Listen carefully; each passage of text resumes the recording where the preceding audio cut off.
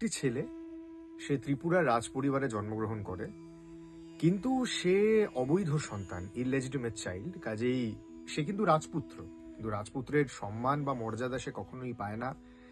তারপর তার সঙ্গে নানান ঘটনা ঘটে। শশীভূষণ মাস্টারের সঙ্গে তার এক অদ্ভুত সখ্য গড়ে ওঠে। তারপরে সে ওখান থেকে বিতাড়িত হয়, সে কলকাতায় আসে। ইতিমধ্যে ভূমিসুতা নামের এক মেয়ের সঙ্গে তার আলাপ হয়।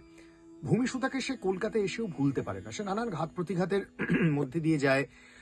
তার সঙ্গে তার বিয়ে হয়, তার একটি সন্তান হয়, কিন্তু বিয়ের পর স্ত্রী মারা যায় এবং বারবার তার মনে হয় মৃত্যু তাকে যেন ফিরিয়ে দিচ্ছে, ভাগ্য তাকে বারবার মৃত্যুর দোরগোড়ায় পৌঁছে দিচ্ছে, কিন্তু চৌকাটটা সে কখনোই পার করতে পারছে না।